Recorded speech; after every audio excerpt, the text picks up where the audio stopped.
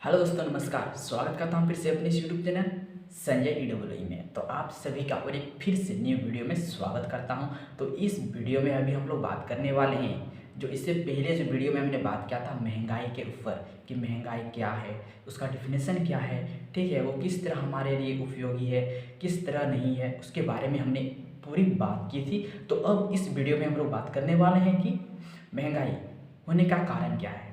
ठीक है, इसके ऊपर हम लोग अभी चर्चा करने वाले हैं। इसके कुछ मोटा मोटे कारण है जो आप सभी तक मैं शेयर करूंगा और आप सभी को मैं समझाने की प्रयास करूंगा। तो किसी भी ठीक है, किसी भी वस्तु का कीमत का निर्धारण कैसे होता है?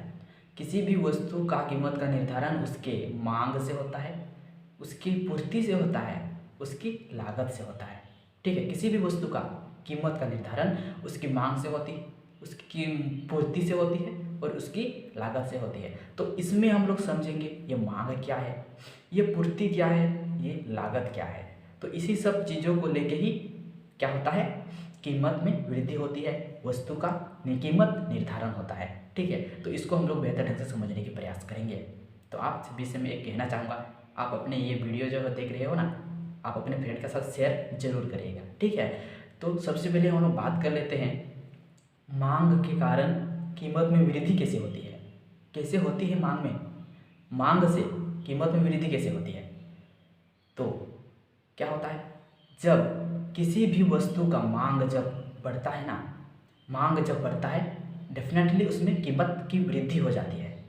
मांग जब बढ़ता है तो कीमत में वृद्धि होती है, और वही अगर मांग क्या बोले तो कम हो जाता है तो उसमें कीमत की गिरावट हो जाती है। और पूर्ति, जब किसी भी वस्तु की पूर्ति कम होती है तो कीमत बढ़ती है, और साथ ही साथ जब पूर्ति क्या होती है, ज़्यादा होती है, तो कीमत ऑटोमेटिक घट जाता है।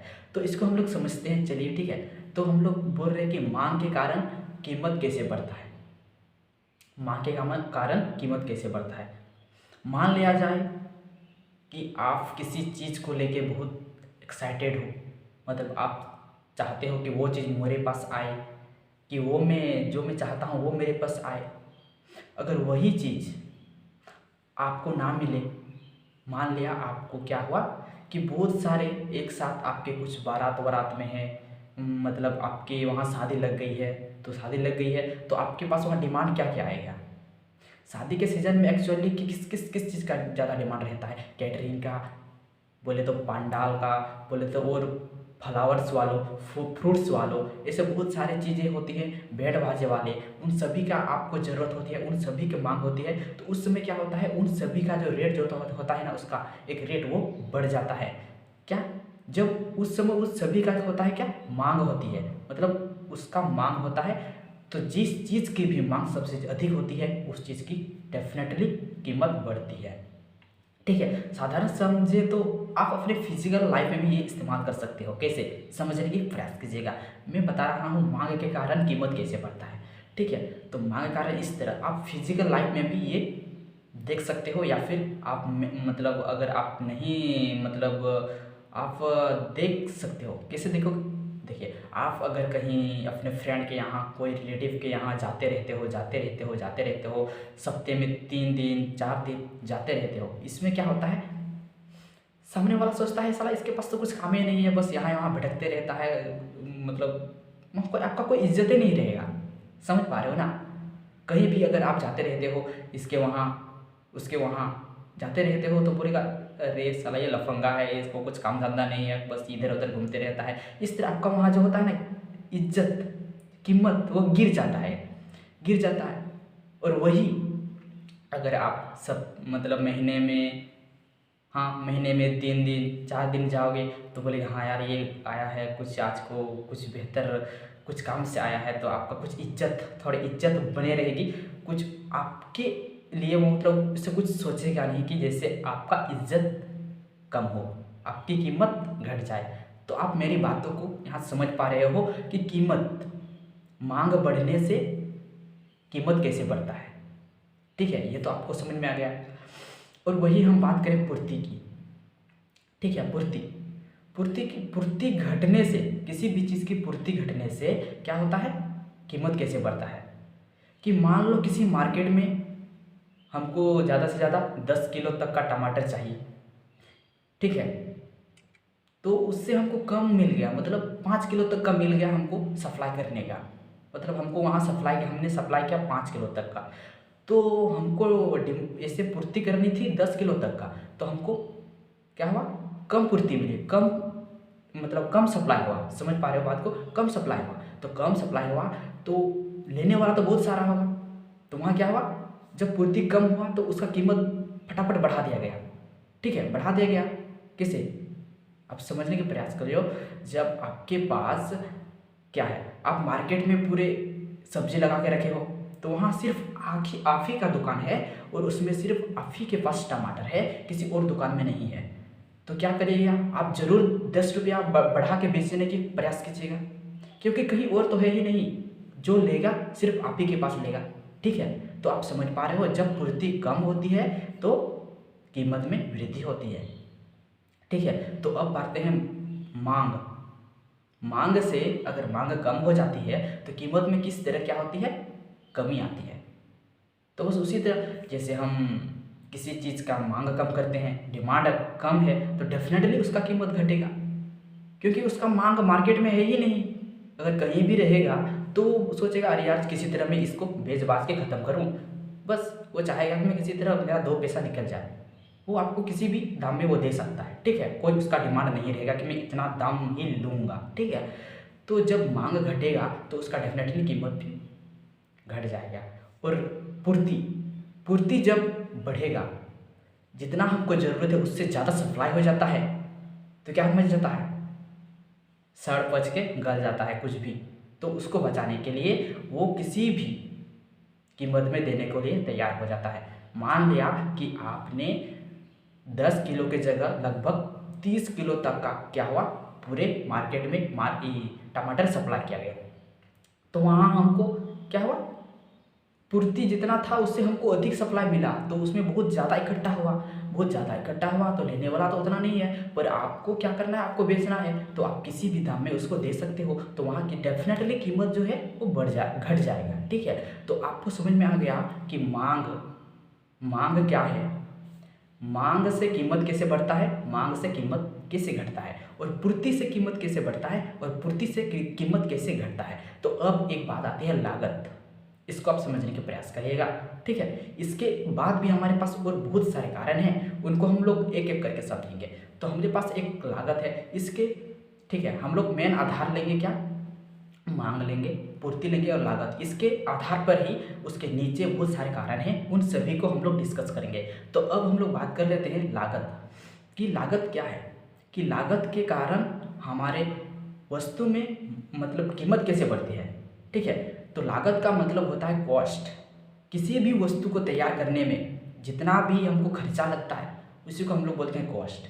किसी वस्तु को भी, कोई भी वस्तु हम लोग तैयार करते हैं उसमें जो भी हम लोग को खर्चा आता है उसको हम लोग बोलते हैं लागत। समझ में आया। तो इससे हमको कैसे क्या होता है, कीमत कैसे बढ़ता है।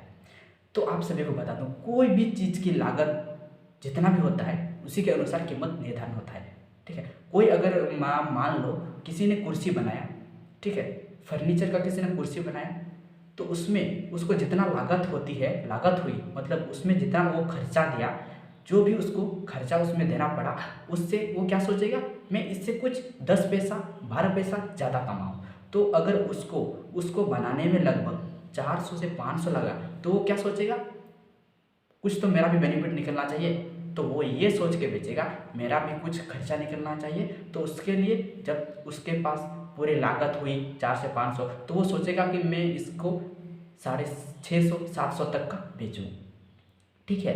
तो लागत पर निर्भर करता है कि जितना ज़्यादा लागत होगा डेफिनेटली उसका कीमत उतना ही बढ़ेगा, और जितना कम लागत में वो वस्तु तैयार होगा उसका कीमत वैसे ही घटेगा।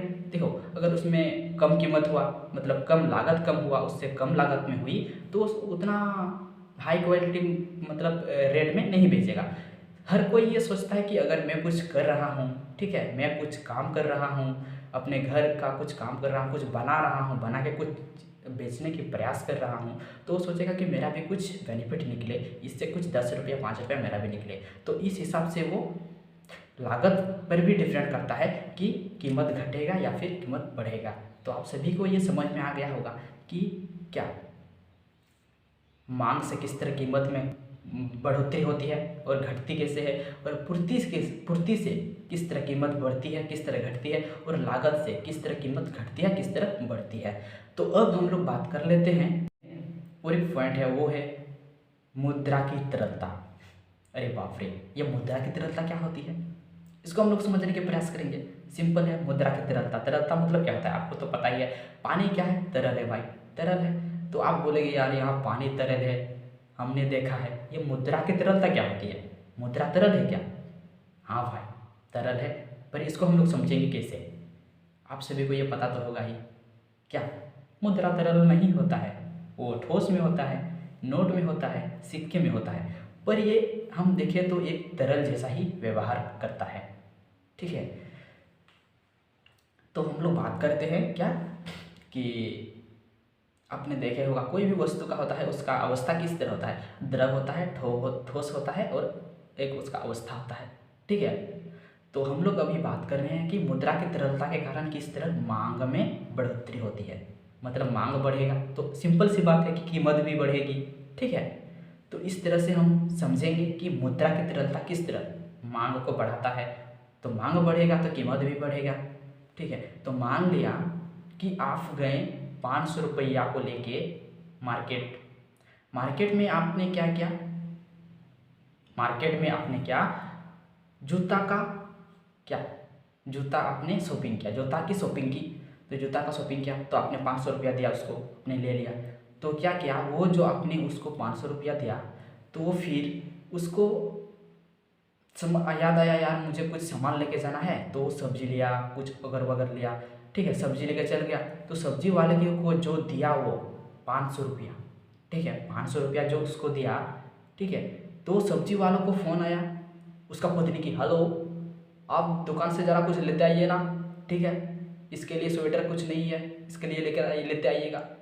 तो वो क्या क्या वो गया कपड़े की दुकान में, कपड़े की दुकान में वहाँ अपने बच्चे के लिए एक स्वेटर लिया। तो यहाँ आप देख पा रहे हो जो आपने 500 रुपया दिया जूते वाले को, और जूते वाले को मतलब जूते वालों ने जो क्या,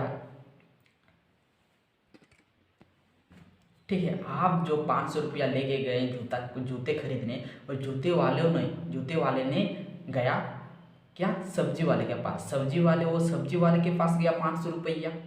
फिर वो 500 रुपया किसके पास गया,